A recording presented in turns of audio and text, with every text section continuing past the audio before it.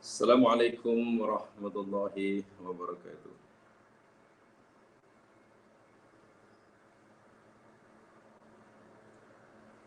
Alhamdulillahi rabbil alamin. Wa bihi nasta'in ala umurid dunya waddin. Salatu wassalamu ala ashrafil anbiya wal mursalin.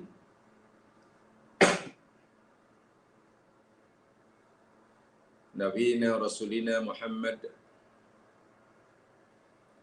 wa ala alihi wa ashabihi wa atba'ihi ila yaumiddin.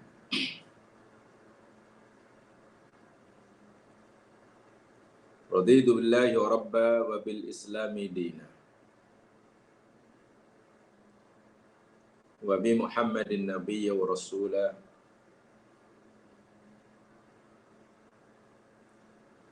Rabbi shrah li sadri wa yassir li amri wahlul 'uqdatam min lisani yafqahu qawli.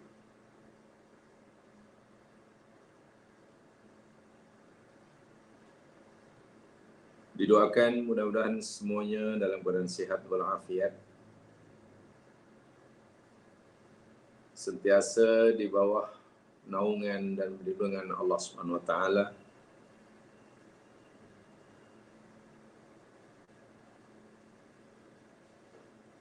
Diberikan kesehatan jasmani dan rohani,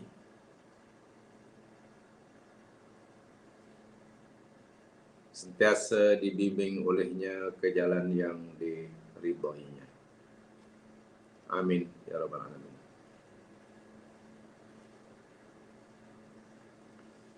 Insyaallah dengan niat ikhlas karena Allah Subhanahu wa taala, pagi hari ini kita akan meneruskan siri kajian kita dengan tajuk Mahabbatullah wa Rasuli. Cinta Allah dan cinta Rasulnya.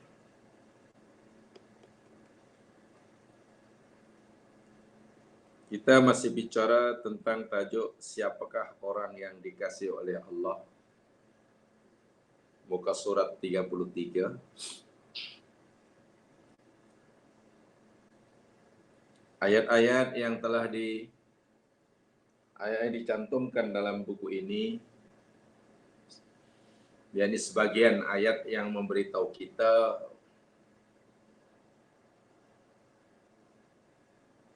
bahwa orang yang Allah akan kasihi, yakni mereka yang telah bergelar muttaqin, bertakwa. Dan yang kita nak pelajari, nak tahu siapakah orang-orang yang bertakwa tersebut. Apakah ciri-ciri, sifat-sifat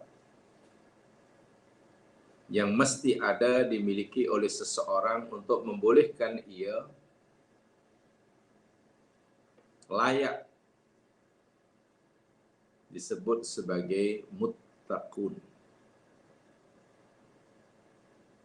yang Allah akan sentiasa kasihi. Sedikit mengimbas apa yang telah kita pelajari. Ayat yang pertama, muka surat 33, telah kita pelajari sama, bahwa ketakwaan seseorang itu ada beberapa tingkatan. Itu poinnya, dan tolong disimak semula.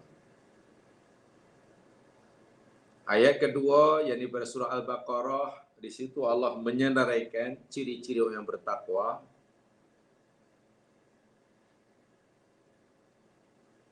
Pertama, yakni beriman kepada gaib, yakni Allah. Ini bermaksud setiap tindakan, perbuatan, amalan, tutur kata, ketika ia melangkahkan kakinya, menghayunkan tangannya, dan seterusnya, dan seterusnya. Semua itu hendaklah berlandaskan, berdasarkan keyakinannya kepada yang gaib, Allah. Atau di dalam ayat yang mudah, orang yang bertakwa, ciri pertama dalam surah Al-Baqarah, yakin pada gaib itu maknanya orang yang telah menterjemahkan melalui perbuatan yang nyata, ikrar yang selalu dia katakan, yang selalu dia ucapkan, inna sholati wa nusuki wa mahyaya wa mamati lillah. Satu. Selagi itu belum diterjemahkan, ya maknanya ketakwaannya perlu ditingkatkan. Tapi kalau tidak, ya bukan layak dipanggil orang bertakwa. Itu poinnya. Lalu diberikan sifat berikutnya, solat, menginfakkan harta yang telah kita uraikan. Itu terjemahan daripada ketakwaan yang ada dalam hati seseorang. Mesti diterjemahkan, dizahirkan. Bahwa setiap apa yang dilakukan itu mesti mencerminkan keharmonian hubungannya dengan Allah yang diyakini.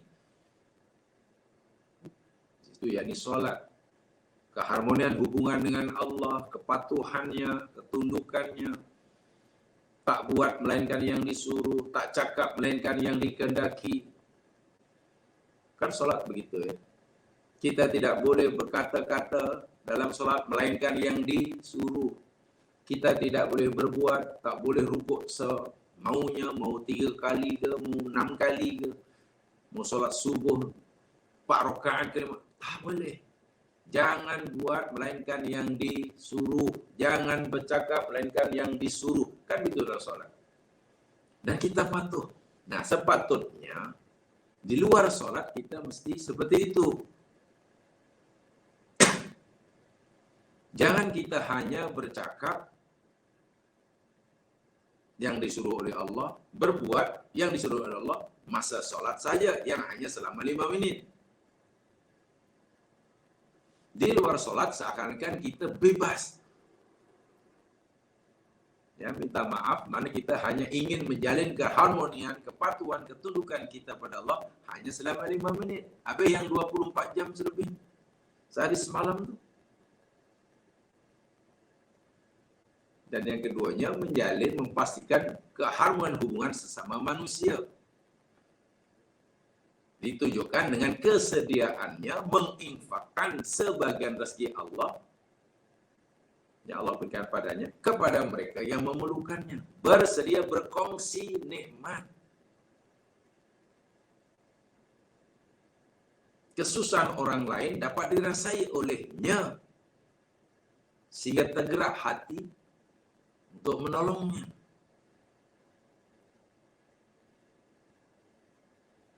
Jadi yang kedua ini menunjukkan keharmonian hubungan sesama manusia. Bahkan Nabi menggambarkannya sangat luar biasa. Orang Muslim dengan Muslim yang lain ini kal jasadil wahid. Seperti tubuh badan yang satu. Apabila ada satu anggota sakit, seluruh tubuh demam. Terasa panas. Berjaga semalaman, sepanjang malam. Masalah, sudahkah kita dalam bermasyarakat? Sudah seperti itu. Jika belum, ya mana kita masih perlu tingkatkan kualiti ketakwaan kita. Karena itu adalah tanda sifat orang bertakwa. Di samping meyakini kitab yang Allah turunkan pada kita, kitab yang Allah turunkan sebelum kita. Maknanya apa? Orang bertakwa orang yang meyakini adanya kesatuan ajaran Allah. Saya ulangi. Poin yang ketiganya itu yu'minuna bima unzila ilaik wa ma unzila min qablik, itu meyakini, mempercayai adanya kesatuan dalam ajaran Allah. Artinya apa? Apa yang Allah perintahkan kepada Nabi sebelum kita untuk disampaikan kepada umatnya sama dengan apa yang Allah perintahkan kepada Muhammad untuk disampaikan kepada kita. So, agama itu satu. Jika Nabi Nuh alaihissalam diperintah oleh Allah untuk mengajak umatnya mengabdikan diri hanya kepada Allah, Nabi Ibrahim demikian juga, Nabi Yunus demikian juga, Nabi Isa, Nabi Musa, Muhammad SAW pun macam juga, sama. Sehingga mengabdikan diri hanya kepada Allah itu bukan agama baru. Itulah agama seluruh agama yang Allah telah untuk pada seluruh manusia. Agama orang dahulu, agama orang sekarang. Inti daripada kitab samawi kan itu. Inti ajaran daripada kitab samawi, di Al-Quran, Taurat, Injil. Apa ajaran intinya? Mengajak, menyeru manusia mengabdikan diri hanya kepada Allah. Ya, bahasa yang mudahnya, mengucap la ilaha illallah dengan penuh tanggungjawab. Nah, yang tak kalah pentingnya yang terakhir itu. Wabil akhiratihum yuqinun. Yakin suatu saat akan berjumpa Allah. Tempat lain lah, masa yang lain lah. Seorang diri bagi mempertanggungjawabkan setiap amalan yang dilakukan di sini. Yakin akan adanya hari kiamat. Itu jamaah sekalian, konsekuensinya ialah bila kita yakin bahwa akhirat itu ada, apa konsekuensinya? Kita sentiasa memikirkan setiap apa yang kita buat ini nanti akan ditanya di sana, dipertanggungjawabkan, dinilai, dihisab, diberi balasan sesuai dengan amalan kita. Sehingga setiap apa yang kita lakukan di sini, kita akan berpikir, saya patut buat atau tidak? Ini patut aku buat ataupun tidak? Ini patut aku tinggal atau tidak? Karena semuanya, termasuk, saya ulangi, ketika kita pegang handphone ini patut aku hantar atau tidak? Ini saya terima macam ni. Ini saya sepatutnya nak forward atau tidak? Nak aku simpan aja. Atau kita hantar balik ke warung ini dan memberi peringatan padanya. Ini soal karena kita dah wabil akhiratihum yuqin. Apa maknanya kita yakin pada hari akhirnya akhirat jika ia tidak memberi kesan pada kita sehingga kita buat sesuka hati di sini? So, yakin akan hari akhirat itu memberikan maksud konsekuensinya, yakni apa yang kita nak buat sini hendaklah kita fikir matang-matang. Karena satu saat tiba masanya kita akan berdiri seorang diri di hadapan Allah, diminta pertanggungjawaban. Laisa bainahu wa bainallahi turjuman. Tidak ada antara kita dengan Allah sebagai penterjemah, tidak ada. Ya, sama ada fungsi penterjemah itu sebagai peguam bela atau apa. Tak ada. Nafsi. Walaupun dahulu mungkin melakukan kesalahan itu secara berjamaah, tetapi pertanggungjawabnya nafsi. Dan itu pasti. Tunggu masanya. Itulah makna wabil akhiratihum yuqinun. Jadi keyakinan pada akhirat memberi pengaruh yang besar. Mencorakkan gaya hidupnya. Indah ya. Yang pertama yakni yakin kepada Allah, yu'minu bil ghaib, Yang terakhir yakin pada hari akhirat. Masya Allah. Jadi hidup kini dimulakan dengan keyakinan kepada Allah dan juga keyakinan pada hari pembalasan, hari di mana Allah akan mempertolong. Jadi antara keduanya itu adalah berdasarkan ini. Bila yang kita buat bukan karena Allah, nanti macam mana pertanggungjawabannya? Bila yang kita lakukan ini bukan sebagai bentuk pengabdian kita kepada Allah, macam mana kita nak mempertanggungjawabkannya? Inilah sifat muttaqin. Semua kaitannya rupanya dengan yang di dalam. Baik. Sekarang kita akan pelajari ayat yang ketiga. Muka surat 33 ayat yang ketiga.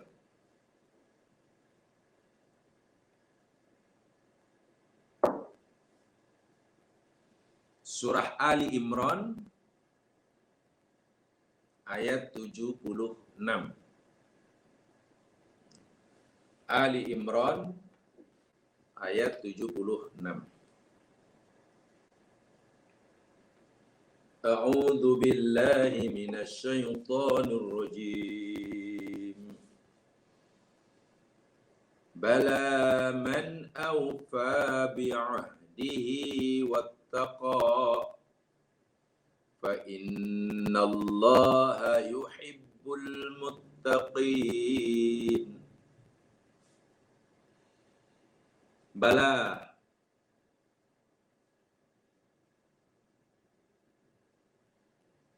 bukan yang demikian. Ini menafikan apa yang disebut sebelumnya. Tak macam itulah. Bukan begitu dah. Sebaliknya, man aufa, siapa saja yang telah memenuhi, menunaikan ahdihi akan janjinya, wattaqa dan dia bertakwa, fa innallaha maka sesungguhnya Allah, yuhibbu dia suka, al-muttaqin orang-orang yang bertakwa. Kan ini bukan pelajaran tafsir, saya terus saja kepada poinnya yang berkaitan dengan tajuk ini. Sifat orang yang layak dipanggil muttaqin dalam ayat ketiga ini, yakni orang yang menunaikan janji. Ini yang kita nak pelajari, bukan mentafsirkan seluruh ayat ya. Orang yang menunaikan janjinya, apa yang memenuhi apa yang dijanjikan, itulah muttaqin. Satu di antara tambahan sifat tambahan lagi, menepati janji. Untuk meringankan penjelasan jemaah sekalian, al-ahdu, jadi janji dalam bahasa mudahnya, itu ada dua jenis, dua macam. Al-ahdu naw'ani. Janji itu ada dua macam. Kedua-duanya bila kita sudah berjanji, kita wajib tunaikan. Menunaikan janji itulah ciri orang bertakwa. Dan janji itu ada dua. Yang pertama, ahdun ma'allahi ta'ala. Janji kita dengan Allah. Kita ini pernah punya janji dengan Allah. Atau Allah pernah menjanjikan sesuatu pada kita dan kita menerimanya dan berjanji untuk menepati janji tersebut. Ini yang paling besar sekali. Saya ulangi. Yang pertama, janji kita dengan Allah. Bermakna Allah telah menjanjikan sesuatu kepada kita dan kita terima janji tersebut dan kita pun berikrar hendak memenuhinya. Mari kita lihat janji itu. Buka surah Al-A'raf Surah Al-A'raf ayat 172.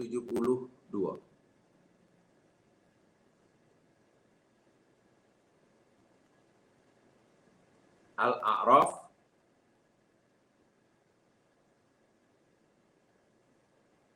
seratus tujuh puluh dua.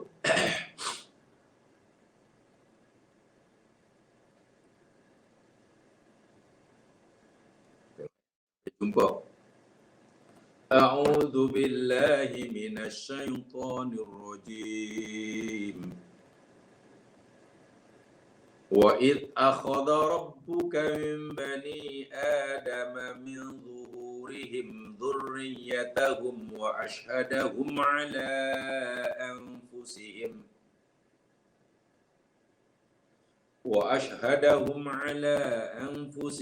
alastu bi rabbikum qalu bala syahidna ila akhir ayat. Wa'id, dan ingatlah tatkala ketika mana akhadha telah mengambil rabbuka oleh Tuhanmu. Tuhanmu mengambil min bani Adam, dari anak Adam. Bukan dari Adamnya, dari anak Adam. Min zuhurihim, dari belakang mereka, mereka anak Adam. Apa yang diambil? Dzurriyyatahum, dzurriyyat mereka anak Adam. Wa ashhadahum, dan Allah telah menjadikan mereka sebagai saksi. Allah jadikan mereka sebagai saksi bagi atas siapa? Ala anfusim, atas diri mereka sendiri. Janji itu ialah alastu birabbikum. Allah pernah bertanya begitu. Bukankah aku ini Tuhan kamu? Atau adakah aku ini bukan Rabb kamu? Semua anak Adam waktu itu menjawab, qalu bala, oh tidak ya Allah. Tidak ya Allah, bukan begitu. Syahidna, bahkan kami bersaksi engkau adalah Tuhan kami. Kami tidak akan meyakini adanya Rabb selain engkau. Engkaulah satu-satunya Rabb kami. Bala. Jadi bala itu nafi jemaah sekalian. Tapi maksudnya yakni menghilangkan menafi. Kalau kita nak mengiyakan, kena menafi. Kalau kita nak menidakkan, ya dengan na'am. Sebab itu Ibnu Abbas pernah berkata, "Lau qalu na'am, la kafaru." Kalaulah waktu itu anak Adam kata, "Na'am, syahidna," kafir dia. Sebab pertanyaannya sudah nafi. Coba perhatikan betul ya.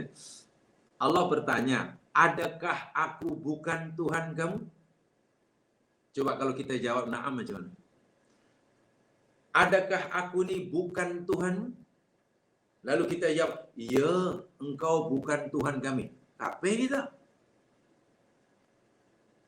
So itu kalau soalan surah nafi, nak mengiyakan, kena nafikan juga. Seperti bila Allah tanya, adakah aku bukan Tuhan kamu? Oh bukan ya Allah, bukan macam tu. Bahkan engkau adalah Tuhan kami. Paham ya? Ini janji. Kita telah berjanji kepada Allah dan memberi ikrar kepada Allah Subhanahu Wa Taala bahwa Allah sajalah Rabb kita. Dan kita berjanji waktu itu bahwa kita hanya akan mengabdikan diri kita kepada Dia yang menjadi Rabb kita.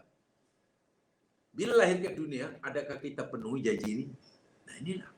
Bila kita memenuhinya, mutakinlah kita. Bila tidak, ya tidak mutakin.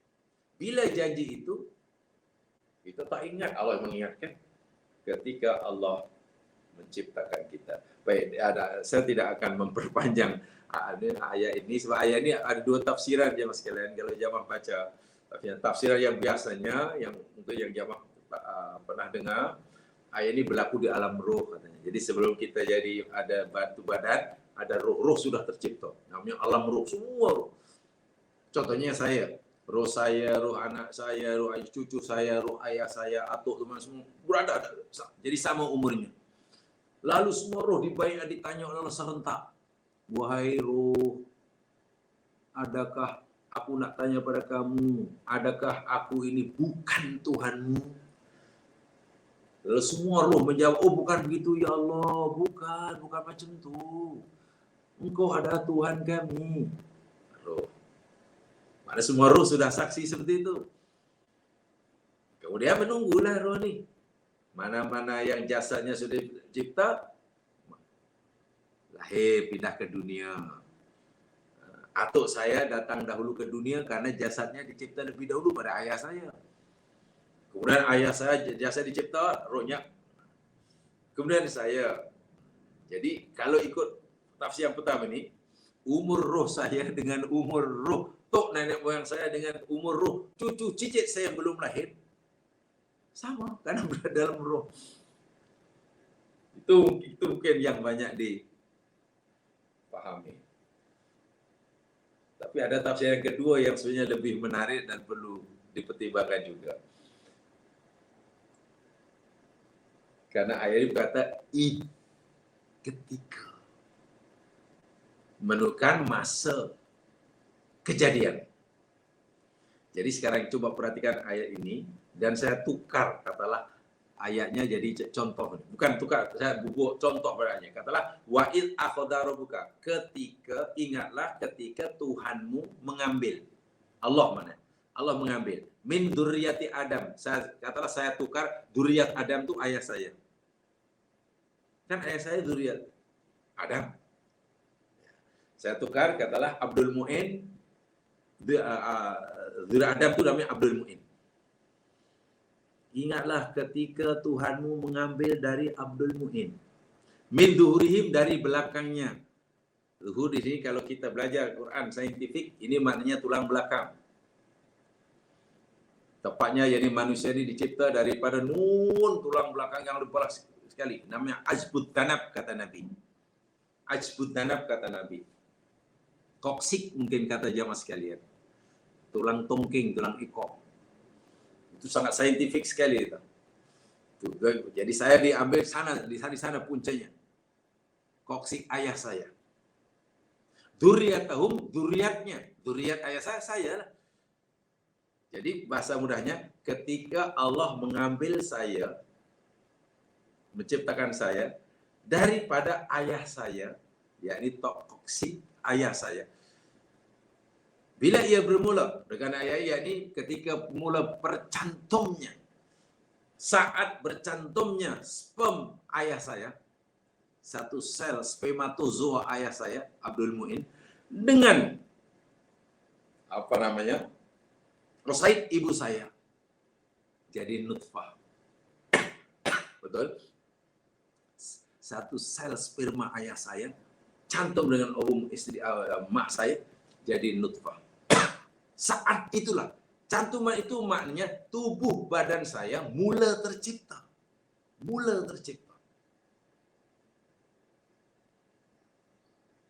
Jasad saya. Dan indahnya pula, cantiknya pula berdasarkan ayat ini, jiwa saya pun juga sudah mulai diciptakan. Jasad saya berada pada permulaan penciptaannya. Masih dalam proses, kan baru nutfah.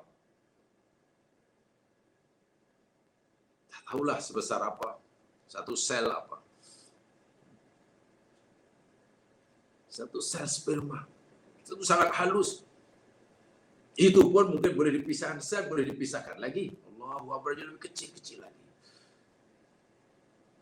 Jiwa saya, nafsun saya sudah mulai tercipta. Hebatnya pula, walaupun jiwa saya masih dalam peringkat awal penciptaan, sudah diaktifkan oleh Allah. Diaktifkan. Sehingga sudah boleh diberi khitab, ditanya. Bukankah aku Tuhan kamu? Itu pertanyaan kepada anfus, kan di situ ada ya. Wa ashadum ala anfusihim. Anfus, nafsun itu jiwa. Tapi tidak sedikit. Tidak sikit kita faham. Ramai ulama-ulama dahulu pun tafsir memain nafsun itu mana roh. Tiap hari pernah kita pelajari kan? Di sini ada dua aliran. Yang pertama, bahawa manusia ini terdiri dari dua saja. Satu jasad, dua roh. Jasad dan roh. Itu ya. Bahkan dalam kitab Al-Qayyim Ar-Ruh, roh. Tapi ada ayat yang sebenarnya merujuk pada fahaman yang kedua, manusia ini ada tiga. Ada jasad, ada jiwa, ada roh. Jadi ada dua fahaman seperti ini. Kalau kita memahami ikut faham yang pertama, yakni jasad dan roh saya. Sebelum jasad kita cipta, roh sudah ada. Jadi roh dikumpulkan, lalu Allah tanya tadi lah. Tapi kalau kita memahami ikut fahaman yang kedua, masa jasad saya mula tercipta, jiwa saya pun sudah mulai tercipta. Jiwa saya itulah yang diambil sumpahnya. Jadi Allah tanya pada jiwa saya, adakah aku ni bukan Tuhan kamu? Dan jiwa saya nafsunya menjawab, oh tidak ya Allah, engkau Tuhan kami. Apa itu? Kaitannya dengan kajian tafsir ya. Itu menarik sebenarnya ayat ni. Sebab caranya kita baca banyak lah. Maksudnya baca banyak referen tafsir. Dan banyak, maksud saya banyak itu, jika katalah ada 10 tafsir dan penjelasannya sama, itu dikira satu. Saya dulu diajar oleh guru saya, bila kamu membaca katalah ada 5 buku tafsir dan menjelaskan satu ayat dan ulasan 5 penafsir itu sama, itu mana yang baca baru satu tafsir katanya. So pendapatnya sama. Jadi maksud banyak itu, jadi kerana banyak baca banyak tafsir yang mungkin fahaman si mufassir atau ayat yang sama tadi sedikit berbeza, sehingga kita dapat maklumat yang lebih. Tahu? Jadi ayat ini yang mesti memberitahu kita, ya'taqidul muslimun bi anna 'alamid dzar. Orang mukmin yakin, orang muslim yakin ketika dulu kita masih berada di alamid dzar namanya. Alamul dzar itu alamul mitsaq lah. Alam kita diambil perjanjian, kita belum wujud seperti sekarang ini. Kalau ikut ayat ini kan ada id tadi ya, di awal penciptaan kita, nama alamul dzar. Yani ya kita masih dalam dunia dunia atom lah. Dunia sel yang sel boleh dibagi jadi atom tu. Ya. Alamul dzar. Atomic world. Yakni alam di mana kita berada saat itu sudah diambil oleh Allah perjanjian kita, misak kita, dan kita dijadikan saksi oleh Allah untuk diri kita sendiri bahwa kita mengakui Allah saja Tuhan kita. Ini janji yang pertama dan yang paling besar. Ibnu Katsir memahami ayat ini, dhahaba ta'ifatun minas salafi wal khalafi ila annal murada bihadzal ishad innama huwa fatarahum 'ala tauhid. Ramai daripada golongan salaf dan golongan ulama khalaf meyakini bahawa maksud ayat ini, maksud ishad, ashadahum ini, yakni bahawa Allah Subhanahu wa taala telah menciptakan manusia itu alat tauhid, fitrahnya tauhid. Itulah janji kita, tauhid. La ilaha illallah, la ilaha. Itu janji pertama. Lahir saja lalu kita disuruh mengucap hidup dunia kita suruh sentiasa mengucapkan asyhadu alla ilaha illallah. Solatnya kita disuruh digalakkan mengucapkan inna salati wa nusuki wa mahyaya wa mamati lillahi rabbil alamin. Kita baca pula wajjahtu wajhiya lilladzi fataras samawati wal ardi. Itu semua jadi untuk mengingatkan kita kepada janji kita yang paling besar dan yang pertama antara kita dengan Allah Subhanahu wa taala, dan kita diwajibkan memenuhinya. Memenuhi janji ini barulah kita layak dipanggil muttaqin. Bila jalan hidup kita nanti tidak sesuai dengan la ilaha illallah, ya, sifat mutakinnya masih perlu ditingkatkan. Yang kedua, janji yang kedua, ahdun ma'a ibadillah. Janji kita sesama hamba Allah. Sama kita lah kepada manusia. Tapi janji kita sama Allah. Ini sama kita, manusia. Al-uhud allati taqa'u bainan nas. Janji-janji yang berlaku antara manusia. Antara A dengan B, antara Muslim dengan non-Muslim, termasuk ni. Termasuk janji seorang Muslim kepada non-Muslim. Itu janji. Dan juga wajib ditepati. Nanti saya dijelaskan. Allah Subhanahu wa taala berfirman dalam surah Al-Isra ayat 34. Al-Isra 34. Wa aufu bil ahdi innal ahda kana mas'ula. Dan penuhi oleh kamu itu akan janji. Karena sesungguhnya janji itu adalah mas'ula, akan dipertanggungjawabkan. Jelas ya? Memenuhi janji itu perintah agama dan sifat orang mukmin. Maksudnya melaksanakan memenuhi janji itu akan dipertanggungjawabkan oleh Allah terhadap manusia pada hari kiamat. Allah tanya tentang janjinya. Hal waffa amlah. Hal waffa bi amlah. Sama ada orang itu telah memenuhinya ataupun tidak. Dalam Quran banyak ya ini. Aufu bi ahdillahi idza hatum.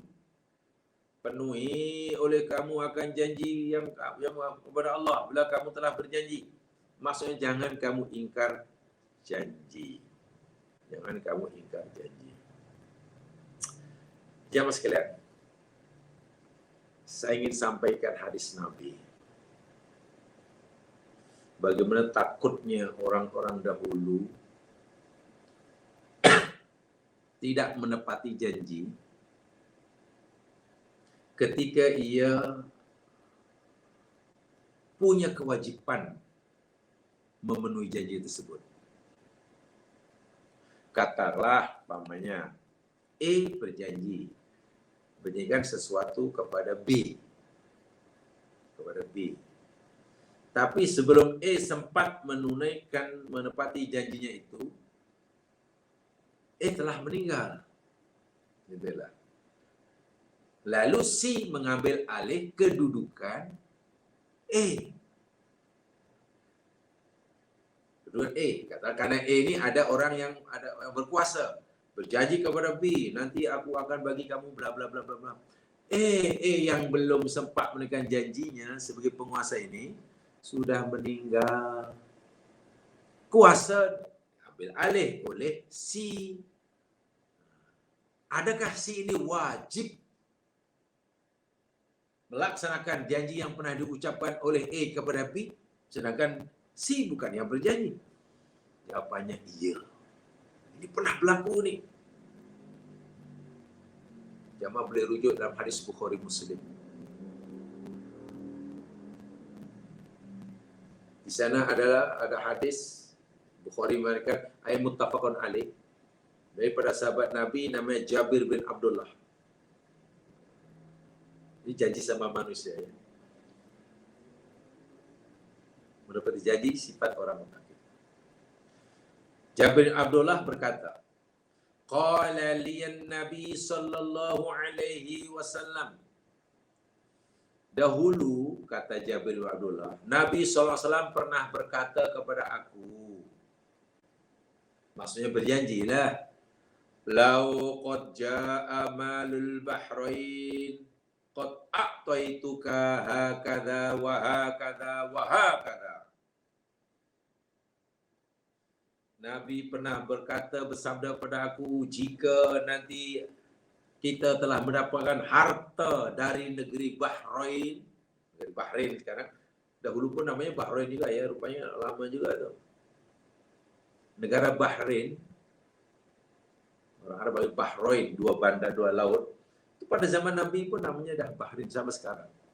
Tak berubah. Apabila nanti jika harta dari negeri Bahrain itu telah sampai kepada kita, kata Nabi, maka aku pasti akan memberikan kepada kamu, kepada engkau wahai Abdullah, Jabir bin Abdullah, sekian, sekian, sekian. Hakadha. Sebut 3 kali itu. Hakadha. Sekian, sekian, sekian. Falam yaji malul bahraini hatta kubidan Nabi sallallahu alaihi wasallam. Harta Bahrain belum datang. Harta daripada negeri Bahrain belum sampai ke Madinah. Nabi sudah meninggal.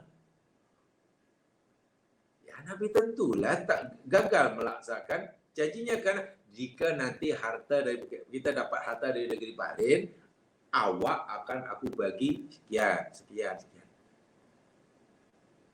Harta tak dapat lagi, Nabi dah wafat. Macam mana?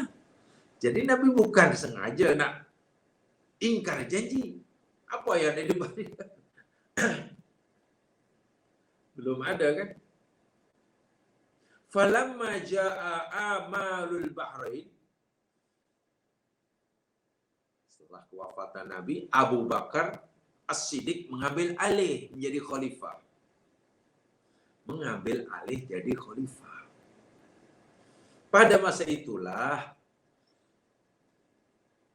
orang Islam mendapat abuan harta dari negeri Bahrain. Banyak. Lalu Abu Bakar memanggil sebagai ketua negara pengganti Rasulullah. Abu Bakar memanggil sahabat. Nada, man kana lahu inda Rasulillah sallallahu alaihi wasallam iddah audain falyatina. Sesiapa di antara kamu yang telah dijanjikan sesuatu oleh Rasulullah, atau ada apa-apalah yang Nabi hutang ke, sila datang menemui kami. Mungkin ada dahulu semasa Rasulullah masih hidup telah menjadikan pada kamu bahwa Nabi tak akan bagi kamu ni. Tapi Nabi tak sempat menunaikan janjinya. Sila temui kami. Fal yaktina. Jabir bin Abdullah ingat. Oh iya. Dulu Nabi pernah berjanji. Bila telah tiba datang harta Bahrain, nak beri aku sekian. Ingat terus jumpalah. Fa'ataitu, aku pun jumpalah temui Abu Bakar. Temui Abu Bakar.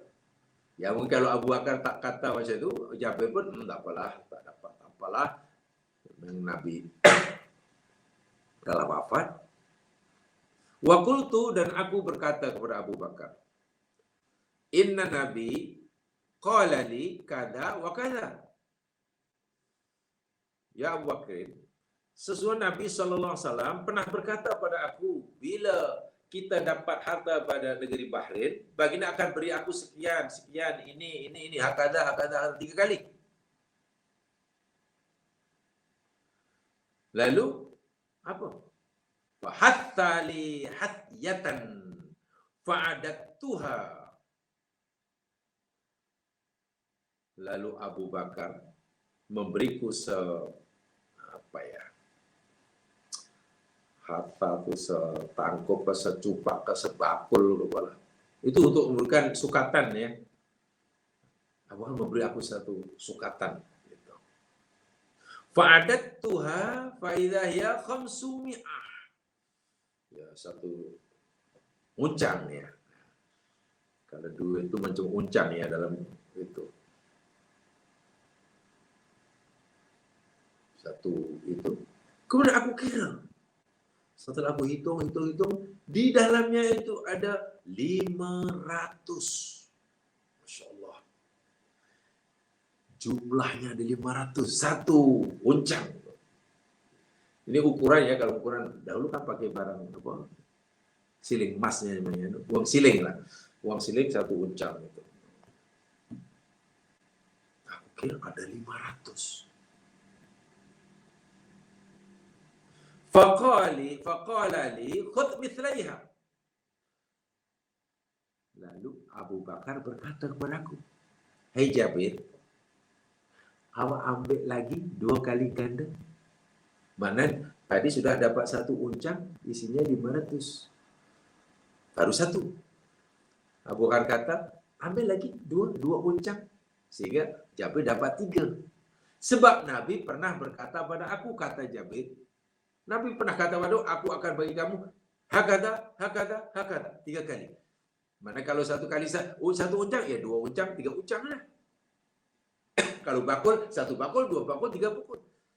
Abu Bakar tunaikan. Tengok. Ya kalaulah sekiranya Jabir ini menipu, ya itu urusan dia lah. Itulah janji. Utang lagi lah, wajib, sebab betul ya. Kan biasanya sudah menjadi adat bagi kita lah. Bila ada orang meninggal, ahli waris kata memberitahu kepada yang pergi datang takziah, solat apa. Sesiapa di antara tuan-tuan dan puan-puan yang jika sekiranya si arwah ayah saya ini punya hutang pada tuan-tuannya dan belum dibayar, sila jumpa kami. Itu mendapati sunnah. Tapi kena ditambah sebetulnya. Tanya apa? Tuan-tuan dan puan, jika sekiranya ayah kami dulu semasa hidup pernah berjanji menjanjikan sesuatu kepada tuan-tuan, nak beri apa ke, nak buat itu ke apa. Dan sehingga beliau meninggal, Aisyah meninggal, dia belum sempat memenuhi janjinya. Nak bagi itu ke, nak bagi ini ke itu. Sila jumpa saya akan saya. Nah, kena tambah itu. Karena sekarang anaknya, ahli warisnya yang wajib menunaikan janji orang tuanya. Kalau hutang sudah pastilah. Inilah kewajiban janji. Abu Bakar merasa berkewajiban melaksanakan, menunaikan, memenuhi janji yang dijanjikan oleh Rasul kepada Jabir bin Abdullah, kerana Nabi tidak sempat memenuhi janjinya, Nabi meninggal. Apalagi malul bahrain belum didapati. Belum didapatinya. Dan Masya Allah, Ibnu Atiyah,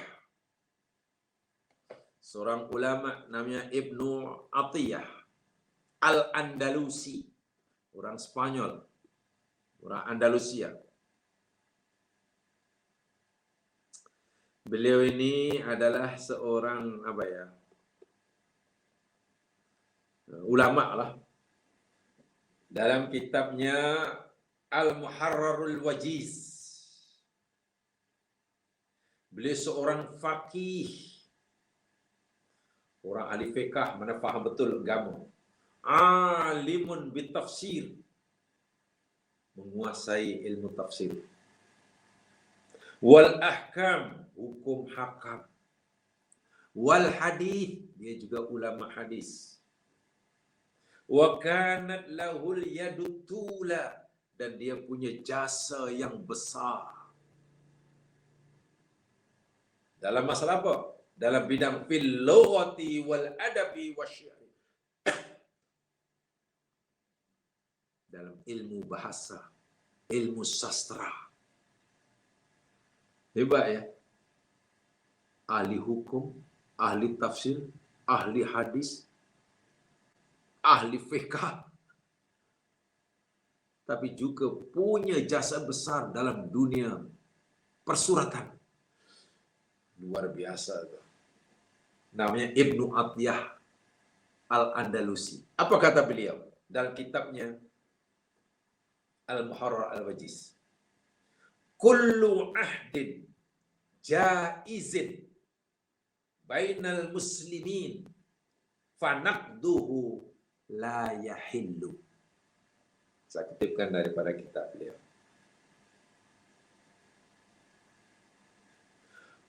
Kullu ahdin jaizin. Setiap janji yang harus hukumnya. Janji harus mana janji yang mubah ya. Bukan wajib, kalau wajib iya.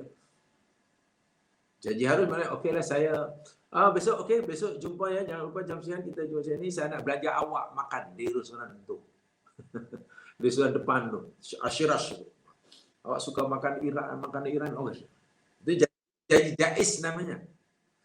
Janji yang haram ya jadi yang menjadikan sesuatu yang haram lah, tak boleh. Bainal muslimin, antara muslim. A berjanji kepada A, kepada B. B, okeylah saya janji dah, sabarlah. Itu esok saya belajarlah di rumah itu ya. Pukul 11.30 jumpa. Kita makan tengah hari pukul 12. Sebab itu ramai pelanggan nanti takut lambat. Kita datang awal sikit. Makan apa pun, saya akan belanja awak. Itu janji. Dan janji itu harus. Antara A yang mukmin kepada B yang juga seorang mukmin. Apa kata Ibnu Atiyah Al-Andalusi? Fanaqduhu la yahillu. Membatalkannya atau tidak memenuhinya. La yahil. Tidak halal. Bahasa beliau agak halus ya. La yahillu, tidak halal. Tak halal itu maknanya haram lah. Dan ini sesuai dengan rupanya beliau berpendapat sini, yakni sesuai dengan hadis Bukhari Muslim daripada Abi Hurairah radhiyallahu anhu. Man akhfara musliman fa'alaihi la'natullahi wal malaikati wan nasi ajma'in la yuqbalu minhu sarfun wala adlun. Hadis Bukhari Muslim daripada Abu Hurairah. Terjemahannya, sesiapa yang tidak menepati janji seorang muslim, ia berjanji, ia mampu menunaikan janjinya, tetapi tidak mau melaksanakannya, memenuhinya, maka dia akan mendapatkan laknat Allah, laknat malaikat, laknat seluruh manusia, dan tidak akan diterima daripada taubat dan tebusannya. Berat ancamannya. Sangat-sangat berat. Termasuklah jamaah sekalian, janji orang tua kepada anak. Saya ingin bagi contoh di sini, walaupun di sini ada khilaf ya. Di sini ada khilaf. Ini kita cerita tentang ciri orang muttaqin kan. Kita ingin jadi orang yang bertakwa. Satu yang perlu ada, menepati janji. Termasuklah janji orang tua kepada anak-anaknya. Walaupun dalam begini ada khilaf, tapi saya tunjukkan nanti ya.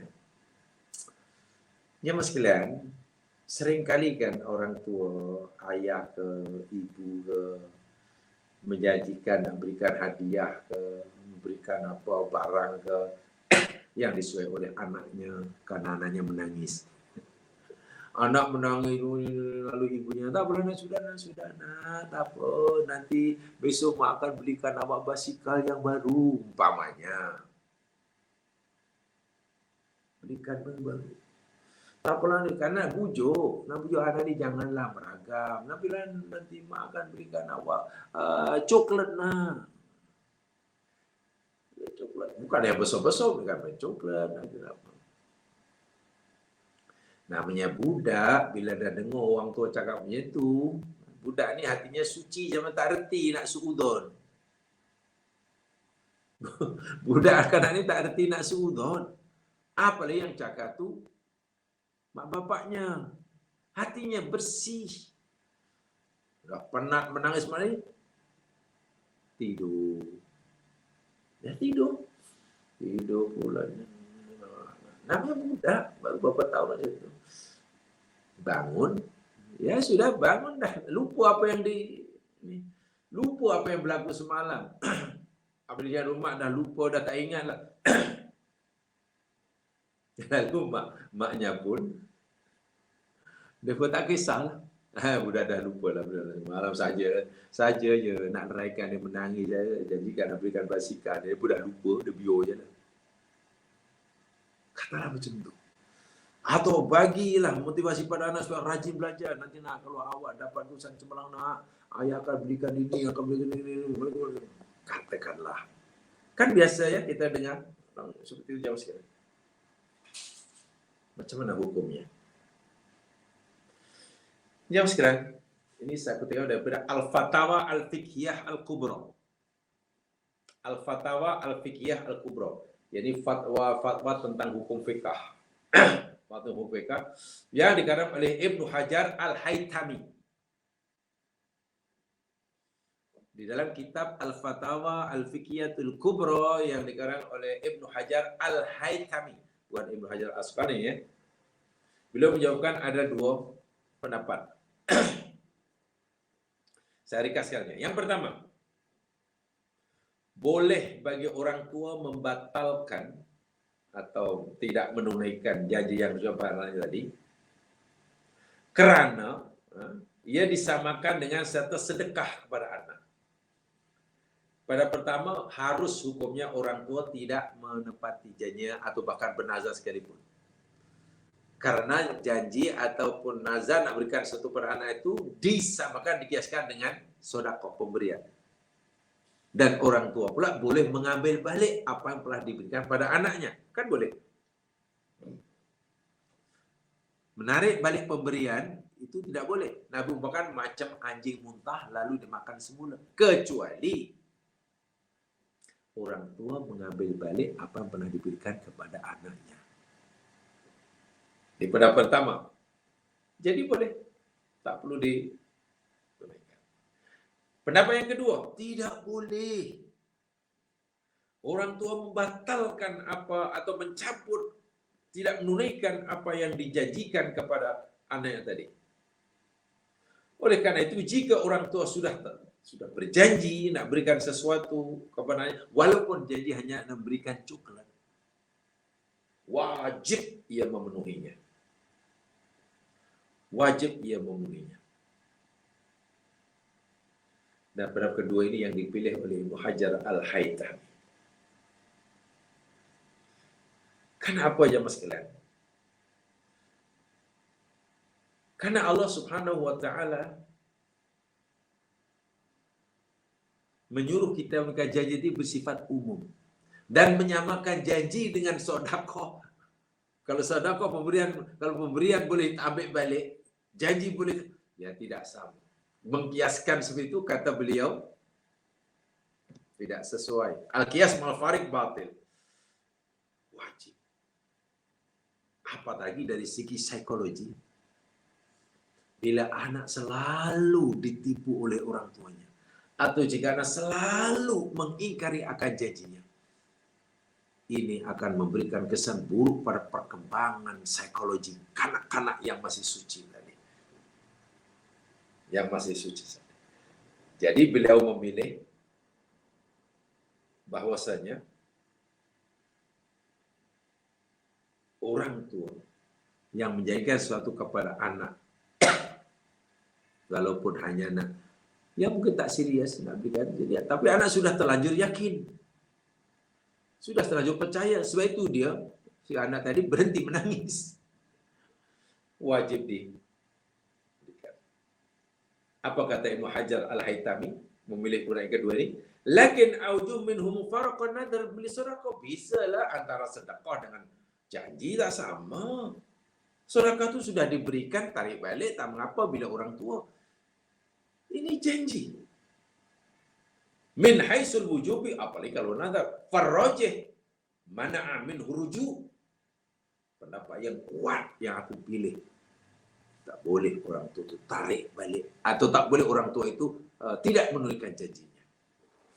Wajib dipenuhi akan janjinya. Jadi hati-hati ya.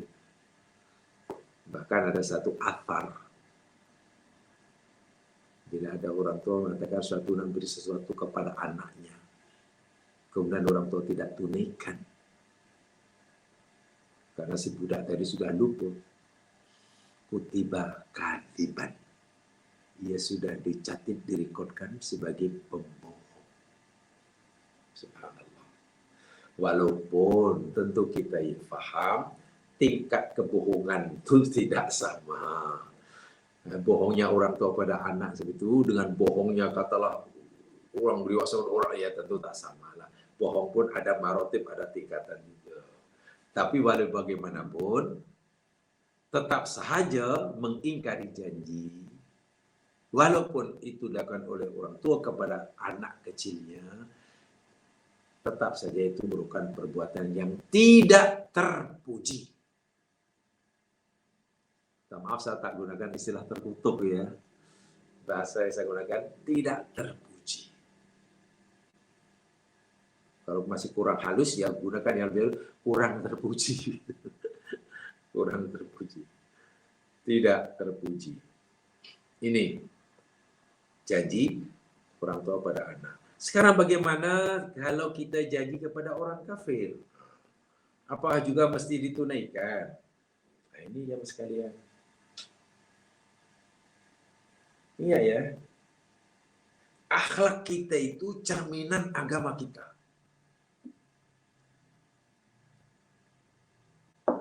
Saya berpendapat, akhlak kita sebagai orang Muslim itu cerminan agama kita.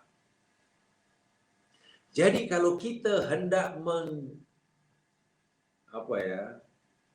menzahirkan, menampakkan kecantikan Islam di dalam Al-Quran, ya mesti melalui akhlak kita. Karena biasanya, atau hampir dapat dipastikan, orang bukan Islam menilai Islam ini baik ke tak baik, elok ke tak elok, betul ke tak betul, mereka akan melihat perangai, tingkah laku, akhlak orang yang beragama Islam. Bila katalah orang Islam itu katalah hidupnya pengotor-kotor, lalu orang kafir akan pikir, oh Islam itu ajaran agama yang pengotor, boleh jadi. Nak salahkan mereka pun tak boleh juga. Walaupun sebenarnya menilai Islam, berpandukan perayaan orang Islam itu memang tak adil lah. Jika ada orang Islam malas, tak ada kerja minta kerja, bekerja malas, selalu punting, tak ada integriti. Tiba-tiba orang kafir pula, oh Islam ini teruk ya.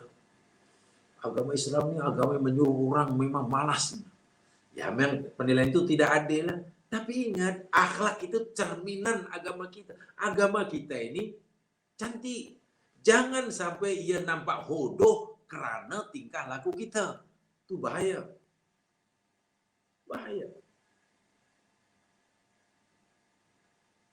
Kata Jalil Afghani, yani al-Islamu mahjubun bil muslimin. Kecantikan, keindahan Islam itu sering kali tertutup, terlindung oleh perangai setengah orang Islam. Jadi perangai dan akhlak orang Islam itu sering kali mencemar, melindungi keindahan, kesucian agama Islam. Kalau gunakan bahasa lebih keras, boleh jadi orang Islam sendiri yang mencemar nama Islam. Boleh jadi. Tanpa disedari. Nah, sebab itu berkaitan dengan ini, apakah bila kita berjanji dengan non-Muslim kita juga wajib tepati? Atau kita, dengan orang bukan Islam, dia tak ada hak untuk tuntut. Kita mau tipu dia, kita mau ni, tak ada masalah lah. Betul ke begitu? Merasa tak berdosa hanya karena dia non-Muslim. Wah, kita sudah berjanji. Ini bahaya ya mas sekalian. Ini bahaya. Baik. Saya ingin sampaikan satu riwayat. Dan riwayat ini disahihkan oleh Imam Az-Zahabi dalam kitab beliau At-Talkhis.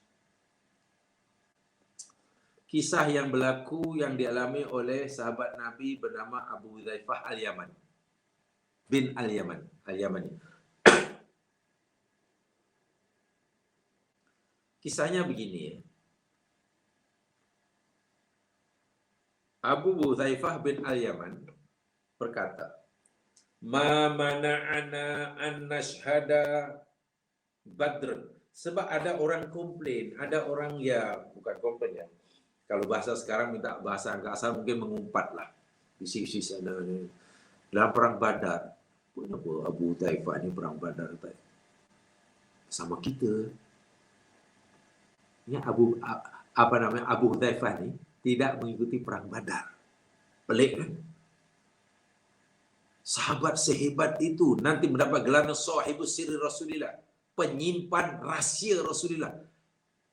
Tapi tak ikut perang Badar. Bukan sebab sakit. Coba. Bukan sebab sakit. Jadi apa hanya?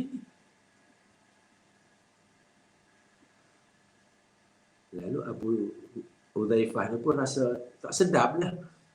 Dirinya menjadi, ya buah mulut orang ni. Apa ni? Sahabat ni tak dosa ke? Tak takut dosa ke? Tak ikut. Abu Hudzaifah akhirnya memberi penjelasan. Begini, saudara-saudara. Ma mana'ana an nashhada badron. Tidak ada sesuatu yang menghalang kami untuk menyertai peperangan Badar melawan kafir Quraisy. Tidak ada. Aku sehat, aku ada biaya, tak ada masalah. Tidak ada yang menghalangi aku. Kecuali, ini jadi penghalangnya. Illa ana akbalna ana wa abi, yakni Yaman, nuridu Rasulullah SAW bi Badrin. Masa itu kami pergi dengan orang ayah saya datang dari Yaman pergi jumpa Nabi. Ya, tujuannya bergabung dengan Rasulullah lah. Rasulullah. Dan perjalanan daripada Yaman. Zaman sekarang kalau orang daripada Yaman pergi ke Madinah itu pasti lalu Makkah kan? Kan pasti melalui Makkah ya. Dari tengah perjalanan. Jadi dalam perjalanan itu kami ditahan oleh orang kafir. Fa'aradana kufar Quraisy. Fa'aduna. Orang kafir menghadang kami dan orang tua kami. Lalu dia tawan kami. Ini sejarahnya, ini cerita. Kafir tahan aku dan ayahku. Akhaduna itu menangkap. Faqalu, lalu apa kata orang kafir? Innakum turiduna Muhammad. Oh, kamu nak jumpa Muhammad ya? Kamu nak bergabung dengan Muhammad ya? Begitulah. Interrogate lah dia. Kamu nak jumpa Muhammad? Siap enggak? Qala qulna man nuriduhu. Oh tidak. Tidak, kami bukan nak jumpa Muhammad. Jadi dia ya cakap agak berlapis bohong lah tu. Kami terpaksa. Sebab kalau ya kami nak buat, ya akan dibunuh, tak jadi tawanan perang di situ lah. Dia terpaksa. Oh tidak. Man nuriduhu. Oh, kami bukan nak jumpa Muhammad Rasulullah, tidak. Betul? Ya betul. Apa kata Quraisy? Fa'atuna ahdallah mithaqu la tasrifa al-Madinah. Kalau begitu, hendaklah kamu berjanji kepada kami. Kalau begitu kita mesti buat MOU, tanda di perjanjian yang kamu tidak akan jumpa Muhammad dan membantu Muhammad. Berat kan janjian itu, sedang yang awal tu nak bergabung dengan Rasulullah. Belum pun sampai dah ditawan pula disuruh janji. Ingat. Kalau betul lah ucapan kamu nak jumpa Muhammad, nak bergabung, kita buat perjanjian. Wala tuqatiluna. Dan isbiyah itu, kamu tak boleh bergabung dengan Muhammad dan kamu tidak ikut memerangi kami bersama Muhammad. Kamu mau berjanji seperti itu? Kalau mau, aku lepaskan. Kalau tidak, Aku jadikan kamu tahanan. Abu Dhaifah tak ada pilihan, ya mas sekalian. Tak ada pilihan. Fa'atainahum adallahi wa mitsaqin. Lalu apalagi kami pun terpaksa buat perjanjian, bertulis dengan dia, ya. Kami tak akan bergabung dengan Rasulullah dan kami tak akan memerangi kamu bersama Rasul. Ini sebelum berlaku perang Badar ni yang sekian ni. Badar. Qala fa'ataina Nabi sallallahu alaihi wasallam fa'abarnahu bidzalik. Setelah sampai ke Madinah, karena dilepaskan, jumpa Nabi. Nabi nak pergi perang Badar. Si Abu Hudzaifah bin Ayyam ini cerita, ya Rasulullah, kami mengalami keadaan kami seperti ini, gini. Macam mana kami nak ikut, tapi kami terikat dengan janji orang kafir. Orang kafir bahkan tak ada pun di situ. Tapi dia yakin yang menyaksikan Allah. Macam mana ni? Kalau kami ikut bersama memerangi mereka bersama kau, ya Rasul, kami langgar janji kami dengan mereka. Tapi kalau tak ikut, bagaimana mungkin aku seorang Muslim? Islam dan Nabi-Nya akan dimusuhi, diperangi oleh orang kafir. Duduk dia, macam mana seorang Muslim rasa tenang? Dalam keadaan sebelah salah. Apa kata Rasulullah kepada Abu Hudzaifah bin Al-Yaman? Nasta'inullah alaihim. Abu Hudzaifah, mari kita minta pertolongan pada Allah sajalah atas mereka. Mohonlah pertolongan kepada Allah agar Allah tolong kita dan untuk mengalahkan mereka. Itu saja. Tolong bantu kami dengan doamu. Jangan putus berdoa, jangan berhenti berdoa kepada Allah agar Allah beri kami pertolongan dapat mengalahkan mereka. Wa rasulillahu bi'adin, dan penuhi janjimu kata mereka. Maknanya kamu tak payahlah ikut perang. Kamu kena tepati janji kamu, penuhi janji kamu. Irji'a ila Madinah. Ya, kembalilah ke bandar, duduk di rumah lah. Ini yang menjadi asbab Abu Hudzaifah tidak terlibat dalam peperangan Badar dengan orang kafir. Bukan karena imannya lemah. Kenapa? Terikat dengan janji dia kepada orang kafir bahawa ia tidak akan bergabung dengan Rasulullah memerangi mereka. Masya Allah. Dan Nabi pula tak kata, tak apalah, abaikan janji kamu, pedulikan mereka. Mereka nak memerangi kita. Mereka nak memerangi Allah dan Rasulnya. Mereka hendak memerangi kita orang Islam. Langgar janji begitu. Jangan apalagi mereka kafir. Nabi tak kata begitu. Nabi, tak, sudahlah kamu balik Madinah, duduk di rumah aja lah. Duduk elok-elok, tak payah ikut perang. Nabi tidak izinkan Abu Dhaifah ikut berperang, bergabung dengan tentera Badar, kan Nabi suruh dia penuhi janjimu yang kamu tanda tangan, yang kamu sudah turunkan signature kamu dengan orang kafir Quraisy. Wah, ini beratnya mas sekalian. Janji ini kepada orang kafir yang dan janji tidak akan memerangi mereka. Subhanallah. Saya baca hadis seperti ini, Aisyah bicara, kenapa kadang sekarang ini jangankan janji pada orang kafir, rasa Muslim pun ada mudah sangat diingkari. Seakan dia tak ada rasa bersalah langsung. A dan B pernah berjanji apa, nak berniaga sama, buka restoran sama-sama. Yang A Muslim, yang B non-Muslim. Apa perjanjiannya dalam kerjasama ni, buat urusan ni, ini dia ni. Tu dah. Okey, setuju. Modal macam mana? Setuju. Cara kerja macam mana? Setuju. Bla bla. Tiba-tiba adalah C masuk jumpa A. Kita ni kawan lama tau, masuk sekolah lama kita jumpa nak cerita awak. Sekarang pun saya niaga restoran tau.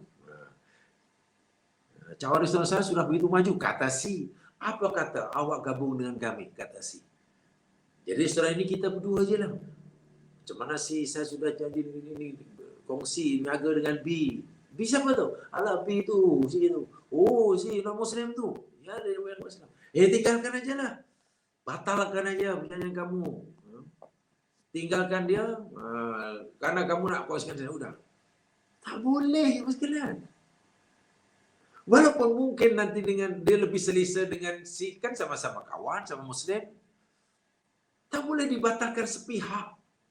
Perjanjian ini tidak boleh ada pembatalan sepihak. Sepihak maksudnya hanya A, pihak A, berarti kan? Tanpa pihak B. Tidak boleh. Kecuali kalaulah pihak yang satunya mengingkari atau melanggar perjanjian. Itu boleh terbatal dengan sendirinya. Itu ada dalam Al-Quran disebutkannya. Inilah, Mas sekalian. Hormatilah rakan-rakan kita, saudara-saudara kita yang Muslim dalam perjanjian. Termasuklah saudara-saudara kita yang non-Muslim. Jika kita telah berjanji kepada mereka, tepati. Bila iya, katakan iya. Bila tidak, katakan tidak. Bila datang, katakan datang. Bila bayar, katakan bayar. Jujur. Integriti itu mustahak sekali bagi seorang mukmin. Bila kita mau layak dipanggil muttaqin, mendapat jaminan cinta Allah. Jika kita sendiri melanggar janji yang kita ucapkan, yang kita ikat, yang kita diikat, apakah agaknya pandangan non-Muslim terhadap penganut agama Islam dan ajaran Islam? Ini sebenarnya merisaukan kita ya. Kalau kita berfikir dari ini, kita dari asalnya kita khawatir. Jika kita sendirilah kata mudah ingkar janji. Atau kita sendiri berakhlak yang tidak berakhlak yang dijunjung oleh Islam. Suka-suka kita. Hanya karena ikatan janji kepada non-Muslim. Nanti apa pandangan non-Muslim kepada orang Islam dan Islamnya? Maaf. Jika sekiranya orang bukan Islam katakanlah memandang huduh dan buruk terhadap Islam, boleh jadi ya, ia kerana perangai sesetengah orang Islam, bukan karena Islam. Karena Islamnya sendiri cantik. Ya mana mungkin kita, ya memanglah itu sepatutnya, tapi mana mungkin mereka mau. Wahai saudaraku yang non-Muslim, kalau kamu nak tahu Islam ini cantik atau tak cantik, elok atau tak elok, ada tak elok, nih tolong kaji Al-Quran. Kalau dalam Al-Quran itu pasti betul, semua betul. Sebab apa? Perbuatan setengah orang Islam itu tidak semestinya mencerminkan apa kata Islam. Kita boleh kata begitu. Ya, memang begitu sepatutnya. Tapi bila kita suruh mereka memahami Islam dari sumbernya, ya apa mau? Ya mungkin ada yang mau. Bila si orang Muslim itu, ya selalu itu saya nak tahu Islam. Dalam Al-Quran kamu dan hadis sama nak tahu nak apa kata Quran kamu. Kalau kamu nak suruh aku mengetahui Islam sebenarnya, saya nak belajar. Mari, mana Qurannya?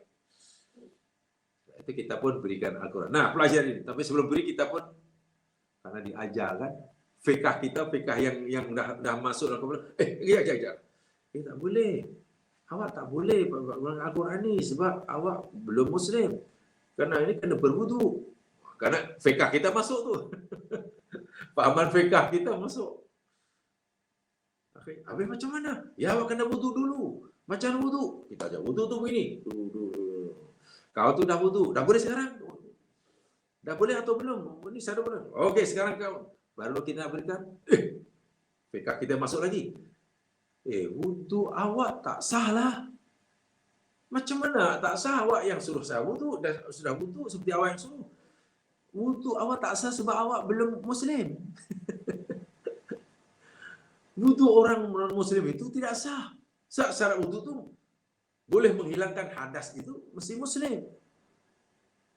Jadi macam mana supaya wudu saya jadi sah dan boleh pegang Quran dan baca Al-Quran?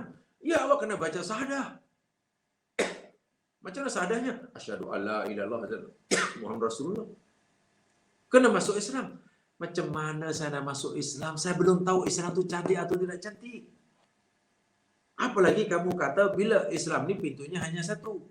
Hanya pintu masuk, tak ada pintu keluar. Maknanya boleh masuk, keluar tak boleh kan? Botak tak boleh kan? Jadi macam mana kalau aku nak masuk sebelum aku tahu? Nanti kalau aku ingin keluar tak boleh pula. Jadi saya kena tahu dahulu. Nak tahu kena belajar Quran dahulu. Awak suruh kami belajar Quran, tapi awak tak bagi kerana kena wudu. Bila wudu tak sah lagi. Akhirnya kita sendiri yang bingung. Kita sendiri akhirnya, ya macam mana dia betul ke dakwah kita ni? Hati-hati ya mas sekalian. Bila kita sudah bergaul dengan mereka, nanti kita sendiri akan bingung. Iya. Tapi masa belajar tu macam tu, kena nak baca Quran kena wudu dulu, dan wudu sah kalau diakan oleh orang Islam. Non-Muslim, kalau wudu mesti tak sah. Non-Muslim, tiba-tiba solat. Walaupun solat subuh betul. Daripada takbir hingga salam. Tapi tak sah sebab dia belum Muslim. Kalau itu kena Islam dulu, macam mana tak Muslim? Dia nak tahu dulu. Ingat, kembali kepada yang saya katakan tadi. Jika kita sendirilah yang suka mengingkari janji, lebih-lebih juga kepada non-Muslim, apa nanti pandangan non-Muslim terhadap orang Islam dan orang Islam? Ya pasti akan menimbulkan persepsi negatif lah. Menggambarkan bahwa ayat Islam bukan ayat yang baik. Dan bila mereka punya situ, ya minta maaf, itu mereka memang salah, pasti itu salah. Tapi jangan-jangan kesalahan itu berpunca pada diri kita. Khasnya bab janji. Bab janji. Seringlah kawan-kawan beritahu ya mas sekalian. Ya saya adalah kenalan, taklah banyak. Kenalan daripada bangsa asing, dari Cina, non-Muslim, dari Kristian. Dia ada syarikat, pernah cerita benda ingin bekerja, banyaklah, Melayu ada, yang minta kerja Chinese ada, Indian ada. Dia kata yang rajin, yang tahan kerja, yang istiqomah, yang integriti, ya, yang jadi dialah masa nak kerja sangat tidak. Yang kurang rajinnya, kurang istiqomahnya, kurang amanahnya, yang mungkin berbulan dah berhenti, minta maaf dia kata. Anak-anak kita, Melayu kita lah katanya, mana Muslim. Dia pun heran. Kenapa ya kalau kita ambil orang Melayu ni hanya sekejap masuk, sekejap keluar, kita masuk keluar. Kenapa ya? Kenapa macam tak rajin, tak ada? Dia kata ingin kerja. Dan sebenarnya ini akan mempengaruhi persepsi mereka tentang Islam. Walhal Islam itu tidak seperti itu. Itu yakni perangai seorang Islam yang tidak menggambarkan Islam. Saya katakan tadi, kita ini, akhlak kita ini cerminan agama Islam. Orang akan melihat Islam itu melalui akhlak kita. Akhlak kita. Dalam hal ini, itu tadilah muamalah kita dengan mereka. Dalam bab janji dan lain sebagainya. Jadi saya ringkaskan. Ayat ini memberitahu kita. Janji wajib ditunaikan. Kecuali ada halangan-halangan, kekangan-kekangan yang diberi oleh syarat. Janji ada dua jenis. Janji kita pada Allah itu namanya adatul ansurlah. Kalau ada tolak ansurnya pun Allah kata fattaqullaha mastata'tum. Tunaikan, lakukan, ikut kadar kemampuan kamu. Itu tolak ansurnya. Dan tidaklah sekedar ingat itu. Kita bukan sekadar mengakui Allah Tuhan kita semasa kita dah lahir. Sebelum lahir. Bahkan di awal penciptaan kita, kita sudah berjanji. Bersumpah. bahwa Allah itu satu-satunya Rabb kita. Nanti, hendaklah bila kita jumpa Allah, kita tutup hayat kita dengan janji ini juga. La ilaha illallah. Bermula dengan la ilaha illallah, tutup hayat dengan la ilaha illallah. Di tengah-tengah itu pengisiannya. Yang kedua, janji kita sesama Bani Adam, hamba Allah. Tadi sengaja saya berikan contoh, termasuk janji kita sebagai orang tua, mak bapak, kepada anak kita yang masih kecil. Tolong tunaikan. Termasuklah janji kita kepada non-muslim. Non-muslim. Memang sangat panjang penjelasannya tentang ini. Tapi kalau kita bicara tentang fikahnya panjanglah. Tapi kalau kita bicara tentang ya sifat muttaqin, mahabbah, saya rasa coba sangat banyak sekali tentang menunaikan janji itu, apa rahasia dia, dan apa ada Quran telah menceritakan ada dari dalam Al-Quran janji pada orang kafir pun mesti ditunaikan, ada dalam surah Taubah, kita tetap pelajari dahulu. Ya. Jadi kesimpulannya, ingatlah firman Allah, wa'aufu bil ahdi, innal ahda kana mas'ula. Penuhi oleh kamu janji, akan janji, karena janji itu akan dipertanggungjawabkan. Termasuklah janji kita kepada anak kita. Ya, janji suami pada istri, janji istri pada suami, janji ada semua. Pastikan. Sebab itu sebelum janji kita kena tanya diri kita, agak-agak ada tak kemampuan untuk melaksanakan. Oh, saya rasa mampu. Ya. Itu kaitannya dengan hutang ya. Kalau kita belajar fikahnya, hukum agama ini kaitannya dengan hutang. Dalam surah orang paling panjang itu. Kenapa? Bila hutang perlu ditulis. Dan yang mendraftkan agreement itu, yakni orang yang nak berhutang, bukan orang nak bagi pinjaman. Itu rahasianya ada dalam bab janji ini. Mudah-mudahanlah. Mudah-mudahan saya menyampaikan, para nabi yang boleh dimaafkan. Subhanakallahumma wa bihamdika, asyhadu an la ilaha illa anta, astaghfiruka wa atubu ilaik. A'udzu billahi minal asfina lil insani fi khusr illa bil amali wa salihat wa salihah. Assalamualaikum warahmatullahi wabarakatuh.